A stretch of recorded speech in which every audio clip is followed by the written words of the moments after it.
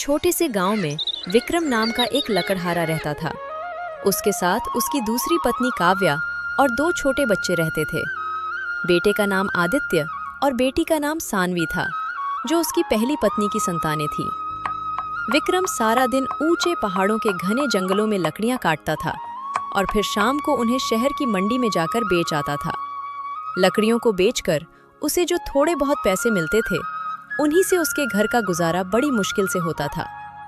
जब लकड़हारा सुबह सवेरे लकड़ी काटने चला जाता था, तो उसकी दूसरी पत्नी काव्या दोनों छोटे बच्चों को बहुत परेशान और तंग करती थी।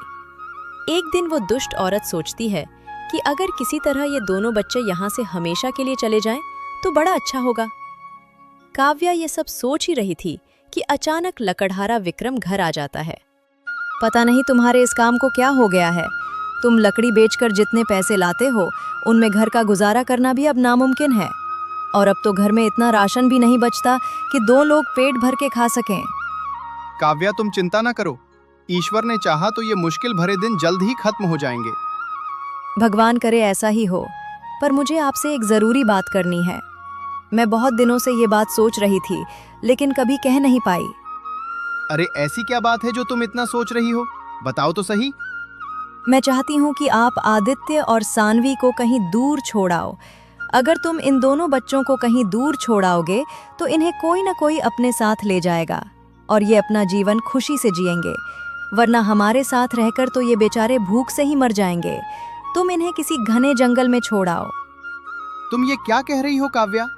मैं अपने ही बच्चों को अपने से अलग कैसे कर सकता हूँ? अरे ये बच्चे बहुत छोटे हैं, मासूम हैं।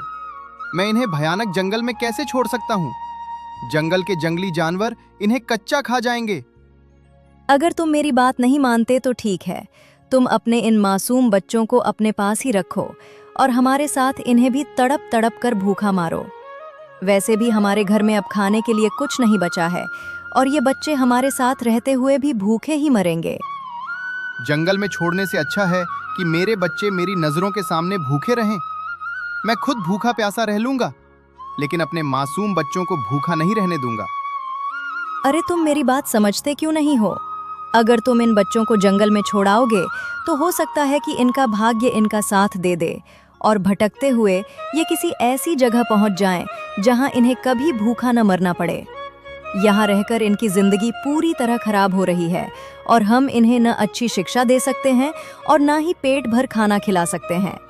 इसलिए हमारी और इनकी भलाई इसी में है कि हम उन्हें किसी जंगल में छोड़ आएं। काव्या अपने पति को बहुत ज्यादा बहकाती है, लेकिन लकड़हारा बच्चों को खुद से अलग करने के लिए बार बार मना करता रहता है। लेकिन उस दुष्ट औरत की बहुत कोशिशों के बाद आखिर में लकड़हारे को अपनी पत्नी की बात माननी ही पड़ती है। वो अपनी पत्नी से भारी मन से कहता है, तुम इतना कह रही हो तो ठीक है, हम कल दोनों बच्चों को जंगल में छोड़ आएंगे। लेकिन काव्या, मेरा दिल गवाही नहीं दे रहा कि मैं अपने बच्चों को जंगल में अकेला छोड़ूं। मुझे डर लग रहा है, कहीं मेरे बच्चों को कुछ हो न जाए। क्या तुम ये समझते हो कि ये सिर्फ तुम्हारे ही बच्चे हैं? ये मेरे भी बच्चे हैं। मैंने इन्हें कभी पराया नहीं समझा। मैं इनकी भलाई के लिए ही ये सब कह रही हूँ। हम कल शाम इन्हें जंगल में छोड़ आएंगे। जब काव्या और लकड़हारा बच्चों को जंगल में छोड़ने की बात कर रहे थे, तो दोनों बच्चे उन दोनों की बात चुपके से सुन लेते हैं। जंगल में छोड़े जाने की बात सुनकर बच्चे बहुत घबरा जाते हैं। आदित्य रोते हुए अपनी बहन सानवी से कहता है, दीदी, हमारी सौतेली माँ और पिताजी हमें जंगल में छोड़ने की बात कर रहे हैं। अगर इन लोगों ने हमें जंगल में छोड़ा, तो वहां हमें जंगली जानवर खा जाएंगे। दीदी, मुझे बहुत डर लग रहा है। भाई, डर तो मुझे भी लग रहा है। अगर आज हमारी अपनी माँ जिंदा होती, तो हमें कभी जंगल में नहीं छोड़ा जाता। कल ये लोग हमें जंगल में छोड़ आएंगे। हमें जंगल से वापस आने का कोई रास्ता अभी से निकालना ही होगा। सानवी बहुत ही समझदार थी।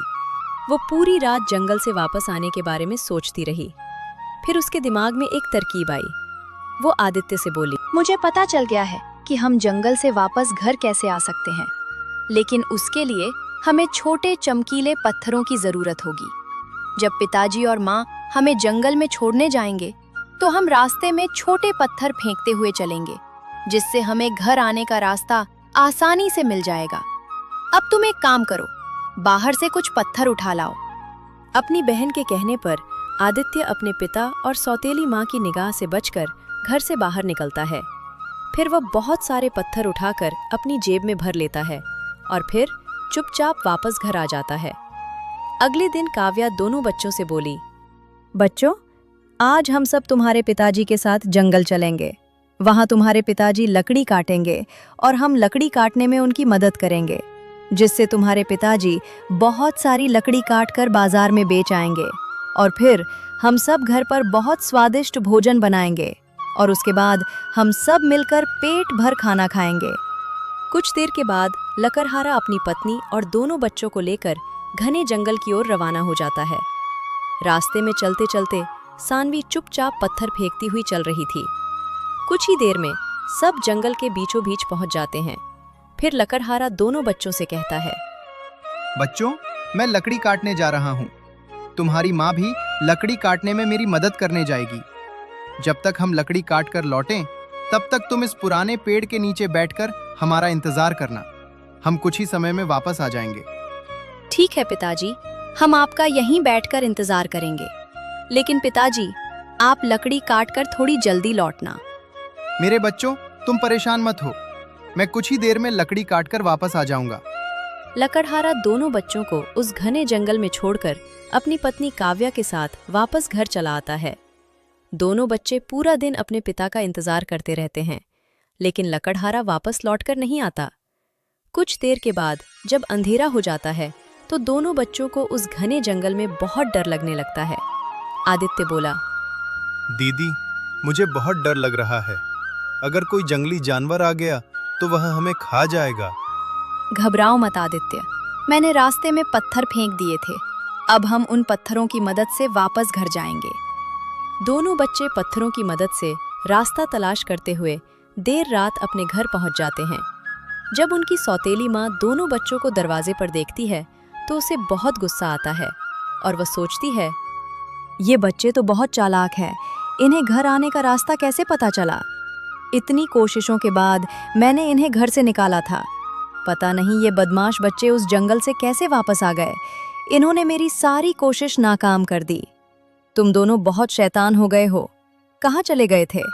तुम्हारे पिताजी ने तुम्हें पेड़ के नीचे इंतजार करने के लिए कहा था, लेकिन तुम हमें उस पेड़ के नीचे नहीं मिले। हमने तुम्हें जंगल में बहुत तलाश किया, लेकिन तुम कहीं नहीं मिले। अगर तुम्हें जंगल में कुछ हो गया होता तो लोग यही कहते कि सौतेली माँ ने मरवा दिया। लोगों को ये नहीं पता कि ये बच्चे कितने शैतान हैं।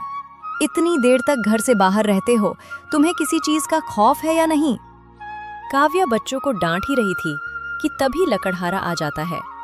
जैसे ही वह अपने दोनों बच्चों को देखता है, वह उन्हें प्यार से अपने सीने से लगा लेता है। कुछ दिन यूं ही बीत जाते हैं। लकड़हारे की आमदनी और भी कम हो जाती है, इसलिए उसकी पत्नी उससे फिर जिद करती है कि बच्चों को दोबारा जंगल में छोड़ दो। लकड़हारा अपनी पत्नी को बहुत मना करता है कि वह अपने बच्चों को अब कहीं छोड़ने नहीं जाएगा, लेकिन पत्नी के बार बार दबाव डालने पर वह बच्चों को दोबारा जंगल में छोड़ने के लिए राजी हो जाता है। अगले दिन लकड़हारा दोबारा अपने बच्चों और पत्नी के साथ जंगल की ओर निकल पड़ता है। इस बार वह जंगल में बच्चों को बहुत ज्यादा अंदर ले गया होता है। फिर वह बच्चों से बोलता है, तुम दोनों यहीं हमारा इंतजार करना। मैं लकड़ी काट कर ला रहा हूँ। हम कुछ ही देर में वापस आ जाएंगे। लकड़हारा दोनों बच्चों को उस घने जंगल में छोड़कर अपनी पत्नी के साथ घर चला आया। बच्चे काफी देर तक अपने पिता के आने का इंतजार करते रहे। अंत में थककर दोनों बच्चे उसी जंगल में सो जाते हैं। सुबह होने पर जब बच्चों की आंख खुलती है तो आदित्य बहुत डरा हुआ होता है। डरो मत भाई, हम इस बार भी घर जाने का कोई न कोई रास्ता निकाल लेंगे। बस तुम्हें रास्ता ढूंढने में मेरी मदद करनी होगी। दोनों भाई बहन बहुत देर तक जंगल में भटकते रहते हैं, लेकिन उन्हें घर जाने का कोई रास्ता नहीं मिलता। उसी जंगल में एक आदमखोर बुढ़िया रहती थी। उसे इंसानों का मांस खाना बहुत पसंद था। इस बार उसने बहुत दिनों से इंसानी मांस नहीं खाया था। वो बुढ़िया बड़बड़ा रही थी, पता नहीं इंसानों को क्या हो गया है जो अब इस जंगल में नहीं आते। रोज रोज मैं ये फल फूल और उल्टी सीधी चीजें खा खाकर परेशान हो गई हूँ। अब तो मुंह का स्वाद भी खराब हो गया है। सालों हो गए हैं इंसानी मांस खाए हुए, अब रहा नहीं जाता। अगर मुझे इंसानी मांस खाना है तो मुझे इस जंगल से बाहर जाना ही होगा। उसके बाद वो बुढ़िया इंसानों की तलाश में निकल जाती है। तभी उसकी नज़र आदित्य और सानवी पर पड़ती है। उन्हें देखकर वो सोचने लगती है, अरे, आज तो ऊपर वाला मुझ पर बहुत मेहरबान है। मैं इंसानों को जंगल के बाहर तलाश करने जा रही थी, लेकिन ये तो खुद चलकर मेरे पास आ रहे हैं, वो भी एक साथ 2 इंसानी बच्चे। अब मुझे किसी भी तरह इन बच्चों को अपने जाल में फंसाना होगा। उसके बाद मैं इन्हें मज़े से खाऊंगी। वह आदमखोर बुढ़िया जल्दी से अपने घर जाती है और अपने घर के बाहर बहुत सारी मिठाइयाँ और पकवान रख देती है। आदित्य और सानवी अपने घर का रास्ता तलाश करते हुए उस बुढ़िया के घर पहुंच जाते हैं। जब उनकी नज़र बुढ़िया के घर के आगे रखी मिठाइयों और खाने पर पड़ती है तो आदित्य सानवी से कहता है, दीदी देखो, उस घर के आगे कितना सारा भोजन और मिठाइयाँ रखी हैं। इतना सारा भोजन मैंने कभी नहीं देखा। देखने में तो यह भोजन बहुत ही स्वादिष्ट लग रहा है। क्या हमें यह भोजन खाना चाहिए? मुझे तो बहुत तेज भूख लग रही है। भूख तो मुझे भी लग रही है, और खाली पेट हम अपने घर का रास्ता भी तलाश नहीं कर सकते। इसलिए हमें यह भोजन खाना ही होगा। लेकिन होशियार रहना, कोई हमें भोजन खाता हुआ देख न ले। दोनों बच्चे खुशी खुशी घर के बाहर रखी मिठाइयाँ और भोजन खाने लगते हैं। थोड़ी ही देर में बुढ़िया अपने घर से बाहर आती है। बुढ़िया को देखकर दोनों बच्चे डर जाते हैं। बुढ़िया बोली, मेरे प्यारे मासूम बच्चों, डरो मत। इसे अपना ही घर समझो। ये सब मिठाइयाँ तुम्हारे लिए ही हैं। जितना जी चाहे उतना खा लो। वैसे तुम इस घने जंगल में अकेले कर क्या रहे हो? तुम्हारे माता पिता कहाँ हैं? दादी, हम इस जंगल में फंस गए हैं। हमें अपने घर का रास्ता नहीं मिल रहा है। हम कब से रास्ता तलाश कर रहे हैं, लेकिन हमें अभी तक घर जाने का मार्ग नहीं मिला। ऐसा लगता है जैसे हम इस घने जंगल में खो गए हैं। बुढ़िया दोनों बच्चों को बहकाकर अपने घर के अंदर ले गई। फिर बुढ़िया उन्हें बहुत अच्छा खाना खिलाती है। 2 दिन से बच्चों ने कुछ नहीं खाया था, इसलिए दोनों बच्चे खूब खाना खाते हैं। उन्होंने आज पहली बार इतना सारा और स्वादिष्ट खाना देखा था। खाना खाकर दोनों बच्चे सो जाते हैं, क्योंकि वे बहुत थके हुए थे। बच्चों को सोता देख बुढ़िया सोचती है, आज तो मज़ा ही आ जाएगा। आखिरकार आज मुझे इंसानी मांस खाने को मिल ही जाएगा। कब से तरस रही थी मैं इसके लिए। अब मैं इन बच्चों को खूब अच्छे से पकाकर खाऊंगी। वह बुढ़िया बहुत खुश थी, क्योंकि उसके जाल में एक साथ 2 बच्चे फंस गए थे। उसने चुपके से उन दोनों बच्चों को एक मजबूत रस्सी से बांध दिया। फिर बुढ़िया दोनों बच्चों को जगाते हुए बोली, उठो आलसी बच्चों, कब तक सोते रहोगे? अब मैं तुम दोनों को पकाकर खाऊंगी। पहले तुम्हारे भाई को खाऊंगी और उसके बाद तुम्हें खाऊंगी। बुढ़िया की बात सुनकर दोनों बच्चे बहुत डर गए। वे डरते हुए बुढ़िया से बोले, दादी, आप हमें क्यों खाना चाहती हो? हमने आपका क्या बिगाड़ा है? चुप कर छोटे बच्चे, तुमने मेरा कुछ नहीं बिगाड़ा। मुझे इंसानी मांस खाना बहुत पसंद है, इसलिए मैंने तुम्हें कल अपने जाल में फंसाया था। लेकिन मांस पकाने के लिए घर में लकड़ी तो है ही नहीं। पहले मैं जल्दी से जंगल से लकड़ी ले आती हूँ, फिर तुम्हारा मांस पकाकर खाऊंगी। इतना कहकर बुढ़िया जंगल की ओर लकड़ी लेने चली जाती है। वे दोनों बच्चे जोर जोर से चिल्लाने लगते हैं, कोई हमें यहाँ से बाहर निकालो, कोई हमारी मदद करो, वरना यह बुढ़िया हमें मारकर खा जाएगी। कोई हमारी मदद करो। इससे अच्छा तो यही होता कि हम लोग जंगल में ही भटकते फिरते और कोई जंगली जानवर हमें खा जाता। बच्चे जोर जोर से चिल्लाकर रो रहे होते हैं, लेकिन उस घने जंगल में कोई भी उनकी मदद करने नहीं आता। तभी एक बौना आदमी उस जंगल से गुजर रहा होता है। जब उन दोनों बच्चों की आवाज उस बौने आदमी को आती है, कोई हमें यहाँ से बाहर निकालो, हमारी मदद करो, तो वह तुरंत ही उस बुढ़िया के घर में घुस जाता है। वह जल्दी से दोनों बच्चों की रस्सियां खोल देता है। तुम लोगों को यहाँ किसने बांध कर रखा हुआ है? मुझे तुम्हारी आवाज सुनाई दी, इसलिए मैं तुरंत तुम्हारी मदद करने चला आया। हमें यहाँ एक आदमखोर बुढ़िया ने बांध कर रखा है। वो बच्चों को बहकाकर अपने घर ले आती है और फिर उनका मांस खाती है। हम दोनों भी उसके बहकावे में आ गए थे। वो हमें भी खाना चाहती है। लेकिन वो आदमखोर बुढ़िया है कहाँ? कहीं दिखाई नहीं दे रही। वह जंगल में लकड़ी लेने गई है। जिससे हमारा मांस पकाकर खा सके। वह लकड़ी लेने काफ़ी देर की गई हुई है, कुछ ही देर में वह आने वाली होगी। इसका मतलब इस बुढ़िया ने बहुत से मासूम लोगों की जान ली है। इसको तो सबक सिखाना ही होगा। तुम एक काम करो, इस बुढ़िया के घर में जो भी कीमती चीज है सब निकाल लो और इस झोले में भर लो। बौने आदमी के कहने पर दोनों बच्चे बुढ़िया के घर में खूब खोजबीन करते हैं। बुढ़िया ने तरह तरह के हीरे, मोती, जेवर और बहुत सी कीमती चीजें जमा करके रखी थीं। तीनों ने सारे जेवर, हीरे और मोती झोले में भर लिए। उतने में ही वह बुढ़िया वापस आ जाती है। बुढ़िया को देखकर सभी छुप जाते हैं। जब बुढ़िया को वह दोनों बच्चे नहीं दिखते तो उसके होश उड़ जाते हैं। अरे, वे दोनों बच्चे कहाँ गए? मैंने कितनी मेहनत से उन्हें पकड़ा था।